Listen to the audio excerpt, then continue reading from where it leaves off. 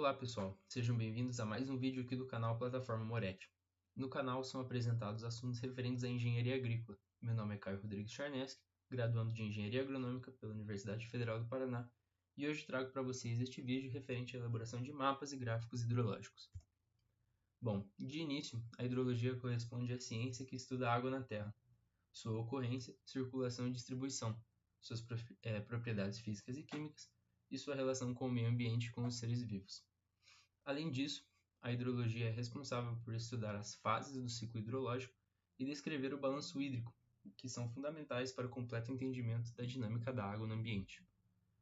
Para essa melhor análise, é possível elaborar mapas e gráficos hidrológicos que permitem representar de uma maneira mais eficiente um fenômeno de interesse, tanto no meio urbano quanto no meio rural.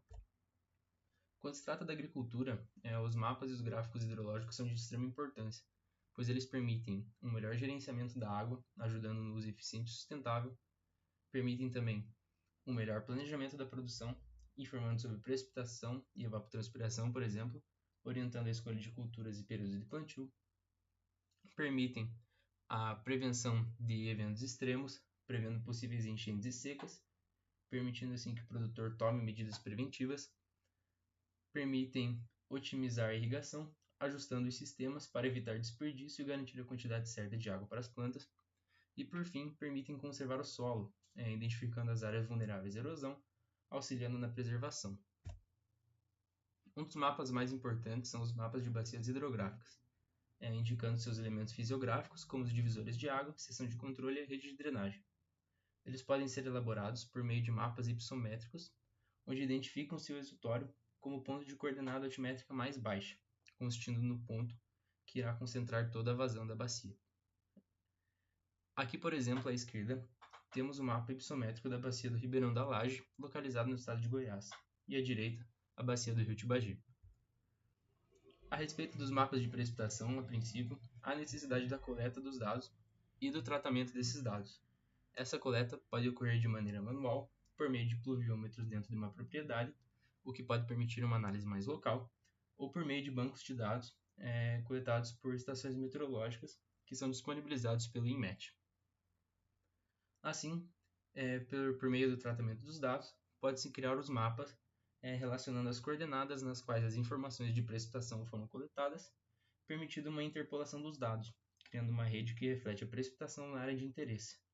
Esses mapas servem para comparar os dados de precipitação mensais em 2 anos diferentes, por exemplo, ou para identificar as áreas que mais ou que menos receberam chuvas na região. A respeito dos hietogramas, eles são os gráficos construídos a partir de dados de precipitação, onde no eixo das abscissas representa o tempo analisado e o eixo das ordenadas refere-se aos dados de precipitação. Esses gráficos podem ser facilmente construídos no Excel, onde a plotagem dos dados em gráficos ocorre de maneira rápida. Os mapas de curva de nível eles têm extrema importância para a análise do relevo, tanto no âmbito urbano, com a construção civil, por exemplo, quanto no âmbito rural, com o dimensionamento dos terraços. Para isso, os dados planoaltimétricos podem ser coletados por meio de estações totais e importados para softwares de geoprocessamento, sendo devidamente georreferenciados e trabalhados a fim de modelar adequadamente o espaço. No entanto, esses dados podem ser importados por um banco de dados geomorfométricos, como é o caso do Topodata. Esses dados de elevação permitem elaborar os modelos digitais de elevação conhecidos como MDE, que podem gerar as curvas de nível, ou também os pontos com os dados altimétricos podem ser interligados manualmente, gerando as curvas de nível, que posteriormente podem gerar um modelo numérico do terreno, associando cada pixel a uma determinada cota altimétrica. Outro gráfico de interesse são os hidrogramas, que mostram a variação da vazão ou escoamento de um rio ou uma bacia ao longo do tempo. É o resultado da interação de todos os componentes do ciclo hidrológico, desde a ocorrência da precipitação e a vazão da bacia. Esse tipo de gráfico é importante para o dimensionamento dos canais, reservatórios e vertedouros, entre outros. Bom, para a elaboração dos mapas e dos gráficos, algumas ferramentas são necessárias.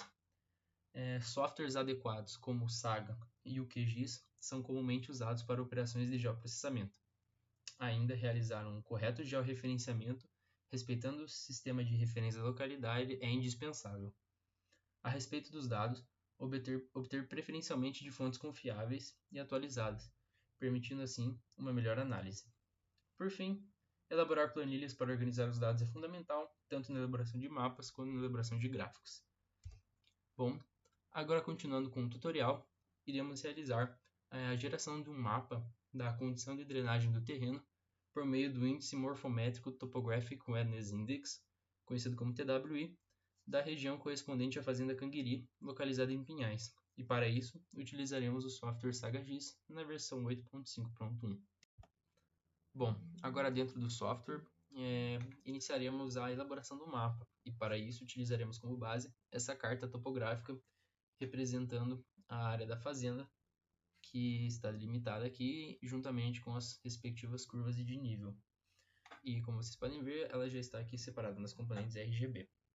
Bom, de início foram gerados 4 pontos de coordenadas conhecidas, que estão localizados nas extremidades da carta, a fim de georreferenciar a camada de trabalho, que será representada por esse grid aqui. Com a camada devidamente georreferenciada, uma camada vetorial com as curvas de nível foi gerada manualmente, utilizando comandos de linha, e no qual cada uma terá uma cota altimétrica específica, que está representada na carta, como vocês podem ver por aqui, e foi trazida para dentro do software. Como vocês podem ver, aqui todas as curvas de nível estão representadas, desde as mais vermelhas representando os pontos de maior altitude, com as azuis representando a de menor altitude. Agora, será necessário gerar um modelo numérico de terreno por meio das informações de altitude que estão associadas às cotas. Como vocês podem ver, aqui, cada curva de nível tem uma cota associada, sendo ela variando desde 890 a 950 metros de altitude.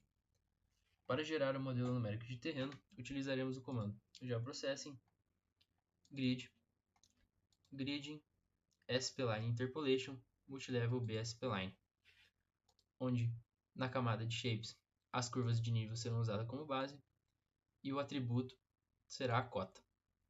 Aqui, para o tamanho de pixel, utilizaremos o tamanho 1.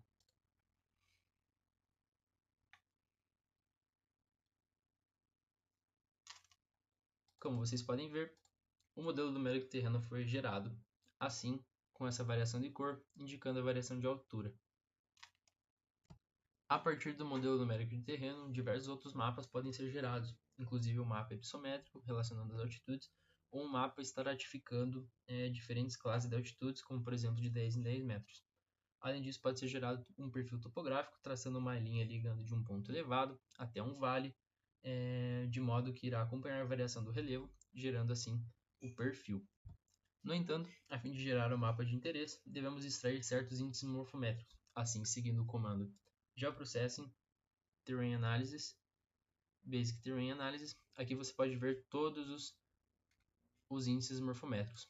O grid system, utilizaremos o nosso grid que relaciona o MNT, aqui o MNT, e aqui ele irá criar todos os grids.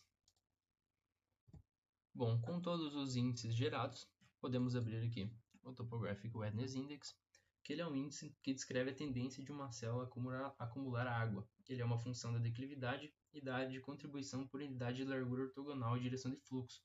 Ele caracteriza a distribuição espacial de zonas de saturação superficial e conteúdo de água nas paisagens, ou seja, ele é comumente usado para quantificar o controle topográfico em processos hidrológicos estacionários. Assim, ele pode indicar no terreno locais onde pode haver uma boa drenagem ou um acúmulo de água. Isso será indicado por meio do valor, indicado em Z. Valores variando entre 4 a 5 indicam locais bem drenados, enquanto de 5 a 7 indicam locais moderadamente drenados, e de 7 a 12 indicam um local com acúmulo de água, ou seja, mal drenado. E para gerar o mapa, apenas formatar. Bom, este foi o vídeo sobre elaboração de mapas e gráficos hidrológicos. Caso tenham gostado, ajude o nosso canal deixando seu like. Obrigado!